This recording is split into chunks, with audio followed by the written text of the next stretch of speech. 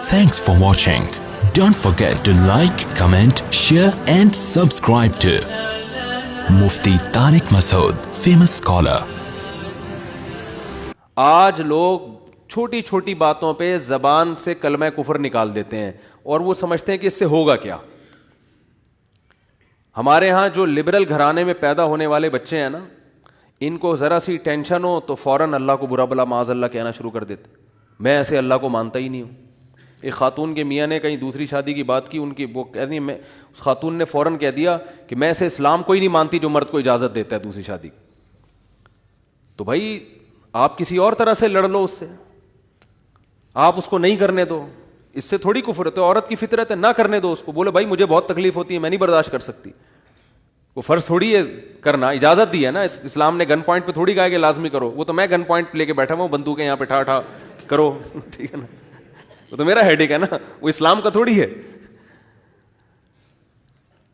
تو بھائی یہ کہہ لو کہ نہیں کرو, مجھے تکلیف ہوتی ہے, جھوٹی موٹی کی بے ہوش ہو جاؤ, جھوٹی موٹی کی خودکشی کی دھمکیاں دے دو, ہاتھ پاؤں یوں کر لو اپنے تھوڑے سے, یوں عجیب سے کر لو. یہ ہوتا ہے سارے, یہ سب چل رہا ہوتا ہے مارکیٹ میں. کچھ بھی کر لو, اس سے آپ کافر نہیں ہوگی, کیونکہ عورت کو سوگن کی تکلیف ہونا نیچرل ہے. وہ نہیں چاہتی میرا میاں کسی اور کا ہو جائے. پھر اس میں خطرات بھی ہوتے ہیں, پتہ نہیں برابری کرے گا نہیں کرے گا. تو یہ رائٹ ہے. عورت, صحابیات کو بھی تکلیف ہوتی تھی. حضرت ابراہیم علیہ السلام نے جب دوسری شادی کی ہے تو آپ کی زوجہ کو, پہلی زوجہ کتنی نیک تھی, مگر ان کو بھی تکلیف ہوئی تھی. تو یہ تو نیچرل ہے. لیکن آپ اللہ پر آ جاؤ, اگر اللہ پہ اعتراضات شروع کر دو, اسلام پہ اعتراضات شروع کر دو, تو بھائی یہ اللہ سے آگے نکلنے کی کوشش ہو رہی ہے. پھر یہ کیا ہو رہا ہے, پھر اللہ نہیں بخش. دوسری تیسری شادی تو بہت دوسرا مسئلہ ہے. اللہ کہے گا تم نے مجھ پہ کیسے انگلی اٹھا دی ہے, مجھے کیسے غلط کہہ دیا. اور یہ آج کل بہت ہو رہا ہے, بات بات پہ کفر زبان سے نکال دیتے ہیں, غموں میں حوصلے چھوڑ دیتے ہیں. لوگ آ کے ملتے ہیں, یہ میرے ساتھ ٹینشن, یہ میرے ساتھ مسئلہ, یہ میرے ساتھ مسئلہ, پتہ نہیں اللہ کہاں ہے. ایک آدمی کے بچے کا انتقال ہوا, کہہ رہے یار اللہ کو میرا ہی بچہ مارنا تھا. بھائی تم کس کے مقابلے میں آ کے کھڑے ہو رہے ہو, خدا سے مقابلہ کر رہے ہو تم. تو یاد رکھو اللہ کی جو صفت ہے نا وہ ہے کبریائی, استغنا. اس سے لڑ کے, اسے برا بلا کہہ کے, اس کے خزانوں سے ایک تنکا بھی نہیں لیا جا سکتا. وہ آپ کے ان جذبات سے متاثر نہیں ہوتا. اگر آپ یہ سمجھو گے کہ میں یوں کروں گا, دیکھو باپ کے سامنے تڑیاں بعض دفعہ چل جاتی ہیں. باپ کے سامنے بعض دفعہ تڑیاں, میں ابا کو مانتا ہی نہیں جو مجھے جائیداد سے جو ہے نا آگ کر دیں اور مجھے گاڑی نہ لے کے دیں. ابا ہو سکتا ہے متاثر ہو کے بولیں بھائی چل یار یہ گاڑی تیرے نام کر دی, میں نے یہ پلاٹ تیرے نام کر دیا, میرا بیٹا تو مجھے ماننے سے انکار کر رہا ہے.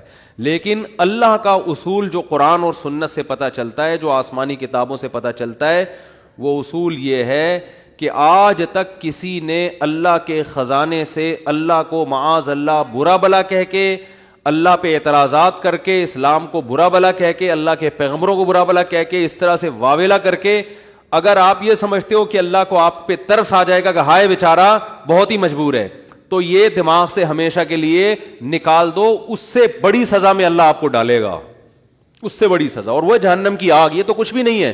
تبھی تو خودکشی کرنے والے پر اللہ کو ترس نہیں آتا. خودکشی کرنے والا ایک طرح سے انتقام لے رہا ہے اللہ سے کہ اللہ تو نے مجھے زندگی دی, مجھے اس قابل تو چھوڑا نہیں, تو نے تو میرے ساتھ غلط کیا, مجھے گفٹ چاہیے ہی نہیں نعمت کا. جیسے نا آپ باپ نے آپ کو گفٹ دیا ہو اور آپ دشمنی میں آ کے باپ کو گفٹ واپس کر دو, مجھے نہیں چاہیے, ایسے پھینک دو آپ.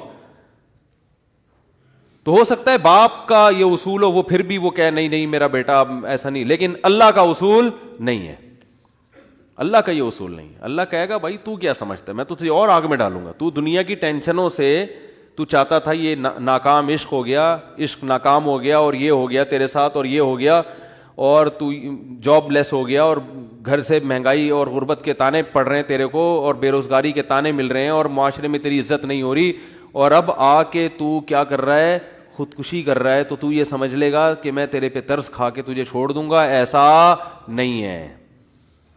نبی صلی اللہ علیہ وسلم نے فرمایا جس نے خودکشی کی, جس طرح سے اپنے آپ کو ہلاک کیا ہے نا, تو قیامت تک برزخ کی زندگی میں اسی طرح سے اپنے آپ کو ہلاک کر کے مارتا رہے گا. اللہ کہے گا یہ زہر پی کے مرا تھا نا, زندگی دے گا اللہ برزخ میں اور کہے گا یہ زہر کی بوتل پی دوبارہ, اور اسی طرح تیری آنتیں کٹیں گی. جس طرح اپنے آپ کو مارا ہوگا برزخ میں قیامت تک اسی طرح اپنے آپ کو مارتا رہے گا وہ. یہ بہت بڑی غلط فہمی ہے کہ ہم واویلا کر کے اللہ کو اپنی طرف متوجہ کر سکتے ہیں, ہم زبردستی کر کے اللہ کو اپنی طرف مائل کر سکتے ہیں. ایسا بالکل بھی نہیں ہے. بعض لوگ غموں سے پریشان ہو کے گناہ کرنا شروع کر دیتے ہیں, سمجھتے ہیں کہ یار میرا تو حق بنتا ہے, میں تو سٹا لگاؤں گا, میں تو ٹینشن میں آیا ہوا ہوں, میں تو شراب پیوں گا, میرے ساتھ یہ ہو رہا ہے تو میرا تو بھائی آپ پیو گے تو یہ نہ سمجھو کہ اللہ آپ سے خوش ہو جائے گا کہ جی آپ کو ایک غم آیا تھا, اس غم میں آپ نے چونکہ شراب شروع کی ہے ٹینشن ختم کرنے کے لیے, تو اب اللہ کو ترس آئے گا. نہیں, اس پہ شراب کیا ہو گئی ہے, معاف ہو گئی ہے. یہ بیچارہ اس کا کیا بنتا تھا, رائٹ بنتا تھا, اس کو تکلیفیں اتنی دی ہیں. ایسا نہیں ہوگا بھائی, اس خوش فہمی میں مبتلا مت ہونا. یہ اصول ہے, اللہ کا قانون ہے, یہ قرآن سے پتہ چلتا ہے, حدیث سے پتہ چلتا ہے. اللہ کو جھکنے والا بندہ پسند ہے. جو اللہ بنانا چاہتے ہیں نا اپنی مخلوق کو, وہ کیا بنانا چاہتے ہیں, میں تمہارے ساتھ اچھا سلوک کروں برا سلوک کروں, تم بندے ہو, بندے بن کے رہو, ٹھیک ہے نا, کیا رہو, تم نے بس دعا ہی مانگنی ہے, اللہ یہ سب میرے ساتھ جو ہو رہا ہے یہ ٹھیک کر دے, میں ٹھیک کروں نہ کروں, تم نے ساری عمر کیا کرنا ہے, بس یہی مانگنا ہے کہ اللہ ٹھیک کر دے, اللہ محتاج ہیں, اللہ یہ بھی ٹھیک ہو جائے, اللہ یہ بھی ٹھیک ہو جائے, اللہ بے روزگار ہوں روزگار دلا دے, میری مرضی روزگار دوں یا نہیں دوں, نہیں بھی دوں تم نے یہی کہنا ہے اللہ دلا دے. ساری زندگی اسی دعا میں گزارنی ہے تم نے, چاہے میں تمہاری دعا قبول کروں چاہے تمہاری دعا قبول نہ کروں, کیونکہ تم بندے ہو, میں خدا ہوں, خدا تم تھوڑی ہو, تمہاری تھوڑی چلے گی زمین پہ. بہت سے لوگ یہ فالٹ ہے, دعائیں نہیں قبول ہو رہی تبھی تو وظیفوں کی طرف جاتے ہیں. اولاد نہیں ہو رہی, کوئی وظیفہ بتاتے ہو, بھائی دعا مانگ لے, اولاد کہہ رہے دعا تو مانگ کے دیکھ لیا ہے, وہ تو ہو ہی نہیں رہی, تو کوئی ٹیکنیکل طریقہ ہو اولاد کا, سے کیسے ہو جائے گی بھائی, ٹیکنیکل طریقے تو نہیں ہے. یونس علیہ السلام جب مچھلی کے پیٹ میں تھے, کتنا بڑا غم لگا نا آپ کو. یونس علیہ السلام مچھلی کے پیٹ میں, تو اللہ سے آپ نے دعا مانگی, وظیفہ نہیں پڑھا ہے. وظیفے پڑھنا بھی جائز ہے, اگر کوئی قرآن و آیتیں ہیں تو کوئی گناہ نہیں ہے, لیکن جو اصل جو اسلام کی روح ہے وہ کیا ہے, دعا. تو یونس علیہ السلام نے مچھلی کے پیٹ میں دعا مانگی, لا الہ الا انت سبحانک. دیکھو حضرت یونس علیہ السلام, ہمارا جو مزاج ہے نا وہ کیا ہے, یونس علیہ السلام کئی سال اپنی قوم کو تبلیغ کرتے رہے ہیں, قوم باز بولو نہیں آئی. حضرت یونس کو یقین ہو گیا اس قوم پہ عذاب آنے والا ہے, تو آپ نے اللہ سے نہیں پوچھا, اس لیے کہ آپ کا خیال تھا بھئی یہ عذاب تو آئے گا, تو میں اللہ کے خوف سے اب بستی کو پہلے چھوڑ دیتا ہوں. میں آپ سے یہ اجتہادی خطا ہوئی, یہ اجتہادی خطا ہوئی کہ بھئی اللہ کی پرمیشن کے بغیر آپ نے قوم کو کیوں چھوڑا. حالانکہ اس اجتہادی غلطی کے پیچھے جو اس کی بیس تھی وہ بیس بہت اچھی تھی, وہ اللہ کا خوف اور اللہ کی خشیت. اللہ کے عذاب سے بھاگنا یہ تو حکم ہے نا, فنٹر بننے کی تھوڑی اجازت ہے کہ جہاں عذاب آ رہا ہے تو کھڑے رہو وہاں دیکھو, ایسا تھوڑی ہے. قوم لوط پر جب عذاب آیا تو جو اہل ایمان تھے ان کو حکم تھا پیچھے مڑ کے بھی نہیں دیکھنا ہے, اس عذاب کو دیکھنے کی بھی اجازت نہیں, ڈرو اس سے بھاگو. جب قوم عاد قوم سمود کی بستیوں سے نبی گزرتے تھے تو چہرے پہ کپڑا ڈال کے جلدی اپنی رفتار بڑھاتے تھے, بھئی یہ اس عذاب کو اپنی آنکھوں سے بھی نہ دیکھو, خوف پیدا ہوتا ہے اس سے. تو اتنا زیادہ آپ صلی اللہ علیہ وسلم خوف زدہ ہوتے تھے. تو اللہ کے عذاب سے تو دور بھاگنے کا حکم ہے. تو اب یہاں کیا ہے کہ کیا بات چل رہی تھی یار, حضرت یونس علیہ الصلوۃ والسلام اللہ کے عذاب کے ڈر سے اپنی قوم کو چھوڑ کر نکل گئے. یہ بیس بالکل ٹھیک ہے بھائی, جب اللہ کا وعدہ بھی یہی ہے کہ جو قوم ایمان نہیں لے کر آئے گی تو میں اس کو تباہ کر دوں گا. تو حضرت یونس علیہ السلام کو خیال ہوا کہ بھائی یہاں سے نکل جاؤ. جب بیٹھے ہیں کشتی میں, کشتی ڈوبنے لگی تو ملا نے کہا بھائی وزن کشتی میں زیادہ ہے, ایک آدمی کو نیچے اترنا پڑے گا ورنہ سب ڈوب جائیں گے. کون اترے گا بھائی, قرآن اندازی ہونی چاہیے. قرآن اندازی میں نام کس کا آیا, یونس علیہ السلام. تو بتاؤ ہم ہوتے, ہم کہتے ساری زندگی تبلیغ کرتا رہا, اب جب عذاب آنے والا ہے تو اللہ کے خوف سے ہی نکلا میں, اس کا صلہ یہ مل رہا ہے کہ ڈوبنے والا کون ہے, بولو میں ہی ہوں. بھائی مجھے تو زیادہ پروٹوکول اللہ تعالیٰ کو 6 کشتیاں میرے لیے پہلے سے سمندر میں رکھنی چاہیے تھی نا. کیا ہو گیا؟ یہ ہماری سوچ تو یہی ہے کہ میں نے چونکہ فجر کی نماز پڑھی ہے تو میری دکان پہ کسٹمر 6 گنا زیادہ آنے چاہیے. پیسے سارے وہ کما رہے ہیں, نمازیں میں پڑھ رہا ہوں. اچھا میرے پر لوگ اعتراض یہ بھی کرتے ہیں کہ احتیاط اس نے کی, اس کو کرونا ہو گیا, اس نے احتیاط نہیں کی, اس کو نہیں ہوا, یہ مفتی لوگوں کو الو بنا رہا ہے. تو بالکل یہی ہے کہ نماز میں پڑھ رہا ہوں, روٹی کس کو مل رہی ہے؟ اس کو مل رہی ہے. احتیاط میں کہہ رہا ہوں, وہ کرونا بھی مجھے ہی ہو رہا ہے. ٹھیک ہے نا, ٹھیک ہے نا. تو اب اللہ سے تھوڑی کوئی لڑ سکتا ہے بھائی. تو اللہ کی مرضی, جو اب احتیاط کے باوجود بھی کسی کو بیماری لگا دے, اور ایسے گلے مل رہے ہیں اور روزانہ چھینک رہے ہیں ایک دوسرے کے منہ پہ, انہیں کچھ نہیں ہو رہا. وہ تو اب اللہ کی مرضی, اللہ سے تھوڑی کوئی لڑ سکتا ہے.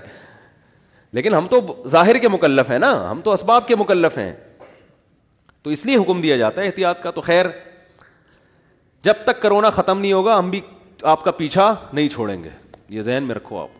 تھوڑا تھوڑا جیسے 4 شادیاں آتی ہیں نا تڑکے میں, اس طرح یہ بھی آتا رہے گا تڑکے میں, کیونکہ لوگ نہیں کر رہے احتیاط تو کیا کریں. اچھا خیر, بات کہاں چل رہی تھی؟ تو یونس علیہ السلام کی جگہ ہم ہوتے تو بھائی ہماری حالت کیا ہوتی ہے. اللہ, جیسے تبلیغ میں ہم میں سے کوئی گیا ہوا ہوتا 4 مہینے کے لیے, 4 مہینے کے لیے تبلیغ میں نکلے ہوتے, اللہ کے راستے میں واپس آ رہے ہوتے تو پتہ چلا کچھ یعنی کنوینس ہی نہیں مل رہی, پولیس والے پکڑ کے لے گئے, کسی کیس میں بند کر دیا, تو کیا وسوسے آتے ہیں دماغ میں. جیسے حج کرنے گئے نا, ایک آدمی حج کرنے گیا, لٹ گیا وہاں پہ نا جیب کتروں نے. تو وہ کہہ رہے اللہ میں نے تو سنا تھا حاجی تیرے مہمان ہوتے ہیں, تو ہم نے تو دنیا میں کسی کو نہیں دیکھا کسی نے اپنے مہمان کس کی یہ انسلٹ کی ہو. ٹھیک ہے نا, ہم نے تو نہیں دیکھا. میں تیرا مہمان بن گیا اور کچھ بھی نہیں بچا میرے پاس, سب کچھ ہی لٹ گیا. تو جلا ہوا آدمی تھا. تو یونس علیہ السلام کی جگہ کوئی اور ہوتا, ہم جیسے نالائق ہوتے, تو ہم کہتے اللہ ساری زندگی قوم کی مخالفت لے کے تبلیغ کرتا رہا, اپنا تن من دھن لگا دیا, نہ کاروبار کی طرف توجہ, نہ کوئی پیسے کمانے, جو روکھی سوکھی ملی کھا لیا. پیغمبروں کا تو کوئی اجرت بھی نہیں ہوتی, وہ تو بالکل ہی اللہ توکل پہ چل رہے ہوتے ہیں. اے اللہ غربت میں ایک وقت گزارا, کبھی کھانے کو ملا نہیں ملا, بس تیرے دین کو فوکس کیا. اب جب عذاب آنے والا ہے تیرا اس قوم پہ, تو تیرے خوف سے نکلا میں, جو تیرا ہی حکم ہے کہ مجھ سے ڈرو, میرے عذاب سے ڈرو. اب کم از کم کوئی 2-4 کشتیاں یا ہوائی بحری جہاز کوئی کھڑا ہوا ہوتا میرے استقبال میں, اور اگر نہیں تھا میں نے اپنے خرچے سے پہ کشتی لی ہے میں نے. ٹھیک ہے نا, ذمہ داری کس کی بنتی تھی اللہ؟ ذمہ داری تیری بنتی تھی کہ کشتی کا انتظام تیری طرف سے ہو. بھائی گورنمنٹ اگر کسی فوجی کو کسی مہم پہ بھیجتی ہے, اب جو امریکہ کے فوجی افغانستان آئے ہوئے ہیں ان کو باعزت واپس نکالنا کس کی ذمہ داری ہے؟ بولو نا, امریکہ کی ذمہ داری ہے نا. تو تبھی تو فوجی کہہ رہے ہیں بھائی تم نے ہمیں عزت کے ساتھ جب بھیجا ہے تو عزت کے ساتھ پٹھانوں سے بچا کے نکالنا کس کی ذمہ داری ہے؟ یہ امریکہ کی ذمہ داری ہے نا. تبھی امریکہ قطر میں کوشش میں لگا ہوا ہے کہ بھائی یہ کسی طرح اپنی عزت بچا کے واپس آ جائیں گے. اور بالکل صحیح کر رہے ہیں امریکہ اپنے لحاظ سے, اس کا فرض بنتا ہے جب آپ نے فوجیوں کو بھیجا تو واپس بھی تو لے کر آؤ نا ان کو. تو بالکل میرے بھائی یہ بات ذہن میں آ سکتی تھی یونس علیہ السلام کے کہ اللہ یہ سب میں نے تیرے لیے کیا ہے, اب تیرا عذاب آ رہا ہے تو مجھے تو یہاں سے فرار ہونا ہے بستی سے, تو کشتی کا انتظام کرنا میرے ذمہ نہیں ہے بلکہ کس کے ذمہ ہے؟ تیرے ذمہ. چلو میں نے اپنے خرچے پہ کر لی. اب اے اللہ تو خود ہی اگر ڈوب رہی, اول تو ڈوبنی نہیں چاہیے, تجھے تو یہ طاقت ہے کہ 100 آدمی بھی کشتی میں بیٹھ جائیں, جب تک تیری مرضی نہیں ہوگی کشتی کلٹی بولو نہیں ہوگی, یہ نہیں کلٹی ہو سکتی. دوسری آزمائش تو نے یہ آزمائش میں ڈال دے گی, کشتی کلٹی ہو رہی ہے. اور اگر کلٹی ہو بھی رہی ہے تو ایسے نالائق لوگ اس کشتی میں بیٹھے ہوئے ہیں. کار آمد تو صرف اس میں یونس علیہ السلام تھے, باقی تو سارے نالائق, کیونکہ مشرک لوگ تھے سارے, بت پرست, پان گٹکے والے, سگریٹ والے, تمباکو والے, سارے اس میں بیٹھے ہوئے ہیں. وہ تو پتہ نہیں کیا کیا نشہ کرتے ہوں گے, سارے ایک نمبر کے چور یہاں بیٹھے ہوئے ہیں کشتی میں. تو اللہ ان میں سے کسی کو تو خود ہی جو ہے نا ڈلوا دیتا. اور قرآن اندازی ہو رہی ہے تو نام کس کا آ رہا ہے؟ میرا نام آ رہا ہے, جس نے ساری زندگی تبلیغ کی. تو اور پھر کمال یہ کہ بڑی آزمائش کیا کہ چلو کشتی میں اگر چھلانگ لگا کے نیچے گرنا ہی تھا, ان لوگوں نے ڈال دیا بھائی آپ کا نام آیا آپ کو اترنا پڑے گا. تو تیرنے کا آپشن ہوتا ہے, کہیں تیرتے رہیں گے, کوئی ٹیلا آ گیا وہاں بیٹھ گئے, یا کسی نے دیکھ لیا کوئی رسی پھینک دی, جیسے یا کہیں کنارے پہ اتر گئے, جیسے ہی چھلانگ لگائی ہے ایک اور بڑی آفت, سمندر کی مچھلی نے آپ کو نگل لیا. کتنا خوف, ایک حرف زبان سے ناشکری کا نہیں نکل رہا پیغمبر کی, کہ اللہ مروا دیا تو نے. تو یہ کیا خوف ہوتا ہے, سمندر کا اپنا ایک خوف ہے بھائی, کبھی یہاں نہیں سمجھ میں آئے گا, جاؤ سمندر میں جا کے پتہ چلے گا. اور قرآن سے پتہ چلتا ہے رات کا وقت تھا, اندھیرا تھا, اندھیرے میں بہت, کیونکہ فنادا فی الظلمات, فی الظلمہ نہیں ہے کہ اندھیرے میں پکارا, اندھیروں میں پکارا. پتہ چلا کہ بہت سارے اندھیرے تھے, یعنی ایک مچھلی کے پیٹ کا اندھیرا, ایک سمندر کی تہ کا اندھیرا, اور ایک رات کا اندھیرا. کس قدر خوف. بتاؤ آج کسی کو ایسی ٹینشن ملتی ہے؟ آج یہی ٹینشن ہے, ابا نے اس دن چپیٹ لگا دیا تھا کھینچ کے, اور بھائی تمیز سے بات نہیں کر رہا, بیگم کنٹرول میں نہیں ہے, اور مفتی صاحب کے بیان سن کے اللہ کی خاطر شادی کی تھی, پھنس گئے. ایک آدمی میرے پاس آیا, کہنے لگا مفتی صاحب میری بیوی کی نہ شکل اچھی ہے اور نہ بات کرنے کا انداز اچھا ہے. تو مجھے خود بتا رہا تھا, کہہ رہا اتنی بد اخلاق ہے. میں اس سے کہتا ہوں اگر تیری شکل بھی اچھی ہوتی نا, میں تیری بد اخلاقی برداشت کر لیتا. چلو یار, پتہ نہیں جھوٹ بول رہا تھا سچ بول رہا تھا, اللہ ہی جانے. اب یہ کوئی ٹینشن ہے بتاؤ؟ اصل ٹینشن تو وہ ہے نا. اچھا لوگ کہہ رہے ہوتے ہیں وہ ہو جاتا نا اچھا تھا, ہم سمندر میں ڈوب جاتے اچھا تھا. او بھائی ابھی ڈوب ہی نہیں رہے ہو اس لیے کہہ رہے ہو اچھا تھا. جب ڈوبنے لگو گے تو وہی کیفیت ہوگی. وہ جو پھندا آ گیا تھا نا درخت سے, ایک آدمی کہتا نا اللہ موت دے دے زندگی سے, تو وہ کسی نے پھندا پھینک دیا اوپر سے اور یہ کہا کہ میں اللہ ہوں, اس میں گردن ڈال لے اٹھا لوں گا. تو وہ کہتا ہے یہاں تو کوئی مذاق بھی نہیں کر سکتا ہے اللہ. تو وہ جب آتی ہے نا اپنے اوپر, تو پھر یہ کنڈیشن ہوتی ہے. تو یونس علیہ السلام پر جو آزمائشیں آئیں, کتنی بڑی بڑی آزمائشیں, مچھلی کا پیٹ اور نگل گئی مچھلی. مچھلی اکثر ثابت نگلتی ہے, ذرا بھی شکایت, کیونکہ ہم بندے ہیں بھائی, ہماری جو ڈیوٹی ہے ہم نے وہ کرنی اور چھوٹا بن کے رہنا ہے. ہم نے اللہ کے سامنے یہ نہیں کرنا یہ کیا ہو رہا ہے, ایسا کیوں ہو گیا, میں تو تبلیغ کے لیے نکلا تھا, میرے ساتھ یہ ناانصافی. یہ نہیں ہوتا. یہ اصول قرآن کیوں یہ واقعہ ذکر کر رہا ہے؟ یونس علیہ السلام اللہ کے برگزیدہ پیغمبر ہیں. ہمارے حضرت فرمایا کرتے تھے یہ محبت کی چٹکیاں ہوتی ہیں. انسان کو جس سے محبت ہوتی ہے تو اس کو ستاتا ہے, اور یہ ستانا تکلیف برائے تکلیف نہیں, اس کے درجات کو بلند کرنی. محبت کا اظہار ہے کہ میرا ایسا بندہ ہے, ایسا پیغمبر ہے, کتنی آزمائشوں میں ڈالا, زبان سے ایک حرف ناشکری کا نہیں نکل رہا, ساری اپنی طرف منسوب کہ میری غلطی ہے, میری غلطی ہے, میری غلطی ہے, میں غلط ہوں. تو قرآن کے الفاظ دیکھو, جب مچھلی نے نگلا ہے اور سمندر کی تہ میں گئی اندھیروں در اندھیرے, تو یونس علیہ السلام نے فنادا فی الظلمات, اندھیروں میں کیا پکارا, لا الہ الا انتا, اے اللہ تیرے سوا کوئی غلامی کے لائق نہیں ہے, میں تیرا غلام ہوں. انی کنت من الظالمین, میں ہی غلط ہوں, تو غلط نہیں ہے, مجھ سے کوئی غلطی ہوئی ہے اور میں تجھ سے استغفار کرتا ہوں. ان کو احساس ہو گیا کہ میں جو بغیر پرمیشن کے آیا ہوں, شاید یہ اس لیے ہو رہا ہو میرے ساتھ. دیکھو اپنے آپ کو غلط ثابت کرنے کے لیے دلائل تراشے جا رہے ہیں. کوئی اللہ نے وہی تھوڑی کی تھی اس وقت کہ آپ غلط ہیں. بس اس عمل سے اندازہ ہو گیا کہ بھائی اور تو میں نے کوئی, مجھے نہیں لگتا میرے سے کوئی گناہ ہوا ہو, تو مجھے لگتا ہے کہ یہ ہے جس کی وجہ سے اللہ کیا ہے, مجھ سے ناراض ہے. تلاش کر رہے ہیں, کوئی اپنی مسٹیک تلاش کریں, اپنے آپ کو غلط کہیں.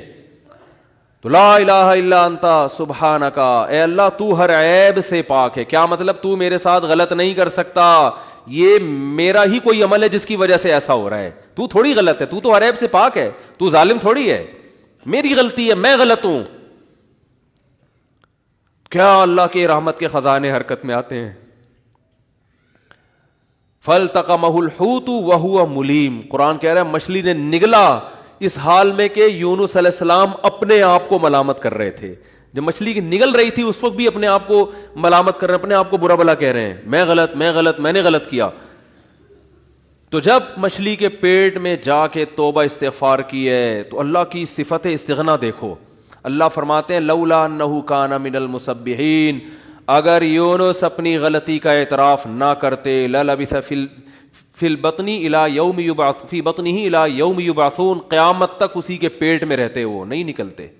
یہ اللہ کی صفت استغنا ہے کہ بھئی اللہ کو آپ ڈرا کے دھمکا کے یا اپنی غلطی کا اعتراف کیے بغیر اللہ پہ ڈال کے اللہ سے کچھ بھی منوا نہیں سکتے.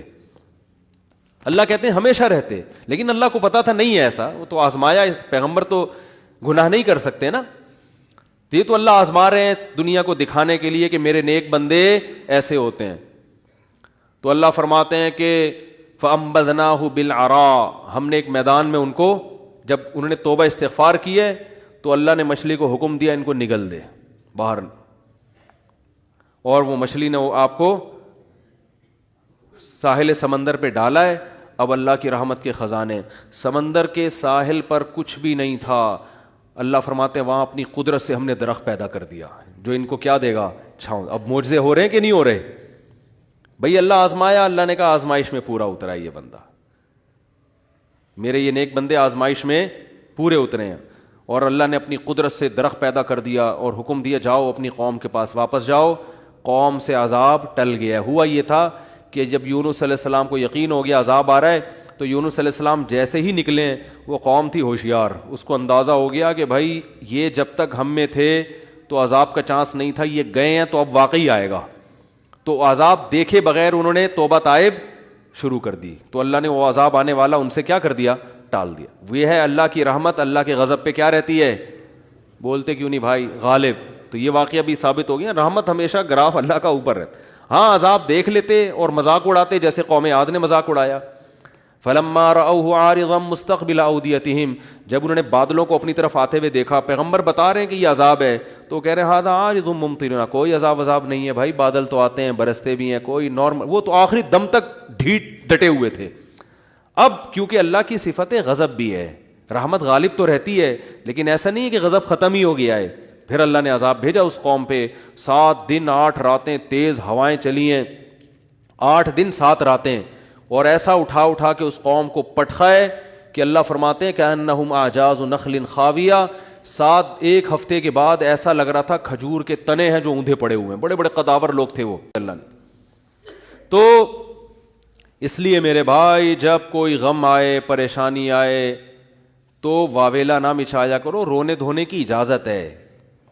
یہ بے صبری نہیں ہے, جب انسان کو غم ہوتا ہے روتا بھی ہے, ہائے ہوئے بھی کرتا ہے, لیکن اللہ کو برا بلا کہنا شروع کر دینا, میرے ساتھ اللہ یہ کر رہا, میرے ساتھ اللہ میں ہی میرا ہوں اللہ کو. آپ کا کام ہے غلامی, مانگتے رہنا ہے مانگتے رہنا ہے مانگتے رہنا ہے. اکثر ایک واقعہ علماء بتاتے ہیں, کتابوں میں لکھا ہوا ہے کہ ایک بزرگ حج کرنے جاتے تھے, حج کرنے کے بعد ندا آتی تھی قبول نہیں ہوا. کیا ندا آتی تھی؟ قبول نہیں ہوا. تو وہ دوبارہ چلے جاتے اگلے سال, جب حج کرتے پھر ندا آتی قبول نہیں ہوا, وہ پھر چلے جاتے. تو کسی نے کہا کہ آپ خود ہی بتاتے ہو کہ جب میں حج سے فارغ ہوتا ہوں آسمان سے ایک ندا آتی ہے کہ قبول نہیں ہوا, تو پھر کیوں جاتے ہو بار بار. تو انہوں نے کہا بھائی میرا کام ہے حج کرنا, اپنی کوتاہیوں کی اصلاح کرنا, قبول کرنا کس کا کام ہے؟ اللہ کا. اب اللہ سے تو لڑ تھوڑی سکتا ہوں, اور یہ بھی نہیں ہے کہ اب فنٹر نہیں بنو کہ اب تو ہم نہیں جائے گا بھائی, اب تھوڑی 2 دفعہ چلے گا 3 دفعہ چلے گا, ہر دفعہ یہ آواز آ رہی ہے اب تھوڑی ہمارے پاس اور بھی دنیا میں غم ہے بھائی, یہ حج ہی کرتے رہیں گے کیا؟ یہ ہوتا اصل میں لوگوں کا یہ رویہ ہو گیا ہے. دعا میں بہت ہو رہی ہے یار, ہم نے دعا مفتی صاحب 6 دفعہ دعا مانگ لی پھر بھی فائدہ نہیں ہو رہا. اب یہی تھوڑی کہ دعا مانگتے بول نہیں رہے ہوتے, مفتی صاحب سے ڈر رہے ہوتے ہیں تو بھائی اتنا اللہ سے ڈر لو, وہ بعض تو بول بھی دیتے ہیں. تو بھائی 6 دفعہ 10 دفعہ 100 دفعہ دعا مانگنے میں کیا جا رہا ہے یار؟ اللہ کے سامنے ہاتھ اٹھا کے مانگنے سے زیادہ بھی کوئی مزیدار عمل ہو سکتا ہے؟ نہیں قبول ہو رہی, اہل اللہ کہتے ہیں نہیں قبول ہو رہی نا, اس میں مانگنے میں اور زیادہ مزہ ہے, ٹھیک ہے نا, اس میں مانگنے میں یہ اللہ ایمان کا امتحان لے رہا ہے. تو ہم غیب پر ایمان کے دعوے دار ہیں, اللہ تو نہ قبول کر, ہم تو مانگتے رہیں گے, ہمیں مزہ اسی میں آتا ہے. حضرت عمر رضی اللہ تعالی عنہ کا قول ہے کہ مجھے اس سے غرض نہیں ہے کہ میری دعا قبول ہو رہی ہے کہ نہیں ہو رہی, یہ تو میرا کام ہی نہیں ہے کہ یہ اللہ کی ذمہ داری ہے, یہ ہماری ٹینشن یہ تو میں حضرت عمر کے الفاظ اپنی زبان میں بتا رہا ہوں, یہ ہماری ٹینشن ہے ہی نہیں, یہ تو اللہ کا کام ہے نا, قبول کرنا تو اس کا کام ہے. فرمایا مجھے اس کی فکر ہوتی ہے کہ دعا مانگنے کی توفیق مل رہی ہے کہ نہیں مل رہی. ایسا نہ ہو مایوسی اتنی پیدا ہو جائے کہ دعا مانگنے ہی کی توفیق چھن جائے. یہ ڈینجرس ہے, یہ خطرناک ہے کہ اللہ نے آپ کو اپنے در سے محروم کر دیا, ہاتھ اٹھانے کی توفیق سلب کر لی. اور آج لوگوں میں یہ نظر آتا ہے دعا مانگنے کی توفیق نہیں مل رہی, کیونکہ ان کی پوری نظر اسباب پہ ہوتی ہے, اللہ پہ نظر ختم. یہ بہت خطرناک ہے. دیکھو اسباب پہ نظر رکھو گے, ہو سکتا ہے اسباب اختیار کر کے کام تو ہو جائے, لیکن اللہ کی جب عدالت میں کیس لے کے جاؤ گے, فائل داخل کرو گے, وہاں سے جو کام جب منظور ہوگا نا, اس کام کی نوعیت میں اور آپ کے کام کی نوعیت میں زمین اور آسمان کا فرق ہوگا. جب اللہ کے سامنے کیس لے گئے, کام خراب بھی ہوگا تو بنے گا, اور جب اسباب پہ نظر رکھو گے بنے گا بھی تو ہو سکتا ہے اس میں خیر نہ ہو, یہ کوئی الٹا کام ہو رہا ہو. جس کام سے آپ نے اللہ کو نکال دیا, اب اس میں خیر کی توقع نہ رکھیں. آپ بیمار ہوئے, صرف دواؤں پر اکتفا کیا ہوا ہے آپ نے, اللہ سے دعائیں نہیں مانگتے اور ضرورت بھی محسوس نہیں کرتے کہ چھوڑو یار, جب میں آگمنٹن کھا رہا ہوں, جب میں یہ سیرپ پی رہا ہوں, تو گورے بھی تو ٹھیک ہوتے ہیں نا بغیر دعا کے. کیا خیال ہے بھائی, جب وہ ٹھیک ہوتے ہیں تو مجھے دعا مانگنے کی کیا ضرورت ہے؟ تو عین ممکن ہے آپ ٹھیک ہو جاؤ. دوا اثر کرتی ہے, اللہ نے دنیا کو اسباب سے جوڑ دیا, لیکن یہ ٹھیک ہونا بھی آپ کے لیے نقصان کا ذریعہ بن سکتا ہے. اور آپ دعا مانگو دوا کے ساتھ, ہو سکتا ہے آپ ٹھیک نہ ہو, لیکن پھر ٹھیک نہ ہو کے بھی اس میں اللہ کیا ڈال دے گا؟ بولو نا, خیر ڈالے گا. اللہ اس میں خیر ڈالے گا. جیسے یونس علیہ السلام کو مچھلی کے پیٹ میں اللہ نے داخل کیا ہے ان کے درجے کو اور بلند کرنے کے لیے. اگر یونس علیہ السلام کے ساتھ یہ مچھلی والا واقعہ نہ ہوتا تو شاید یونس علیہ السلام کا ذکر قرآن مجید میں نہ ہوتا. کیونکہ پیغمبر تو لاکھوں آئے ہیں نا, سب کا تذکرہ تھوڑی ہے. اور نبی صلی اللہ علیہ وسلم نے حضرت یونس کی فضیلت الگ سے بیان کی ہے. فرمایا لا تفضلونی علی یونس, مجھے یونس پر فضیلت مت دو. حالانکہ دیکھو یہ تو اجماعی عقیدہ ہے کہ ہمارے نبی تمام پیغمبروں سے افضل ہیں, لیکن کیا مطلب نام لے کے میرے مقابلے میں یونس کو نہ لے کر آؤ کہ میں ان سے زیادہ افضل ہوں. کیوں؟ کیونکہ اس میں اس بات کا امکان تھا کہ شاید اس واقعے کی وجہ سے لوگ یونس علیہ السلام کی توہین نہ کر رہے ہوں کہ وہ اللہ کی پرمیشن کے بغیر چلے گئے تھے.